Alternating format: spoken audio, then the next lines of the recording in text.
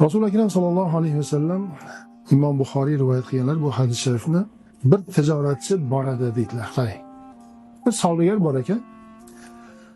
Uni ishi nima ekan desa, odamlarga qarz berar ekan. Va xizmatkorlarga tayinlab qo'yar ekan. Kuzatib yuringlar shu qarzdorlarni. Qaranglar, agar haqiqatda qaysi biri rostdan unaqa aldab hozirgilari singari qodir bo'lsa ham bermay yuradiganlarni gapirmayman. Kuzatasan, haqiqatda shu qarzni bera olmayotganini ko'rsang, meni nomimdan borganda xo'jayinim sendan haligi qarzini kechdi deb aytib qo'y. Shoyatki Alloh taolo shuni qarzidan kechganimni evaziga qiyomatda mening gunohlarimni kechsa deb tayinlar.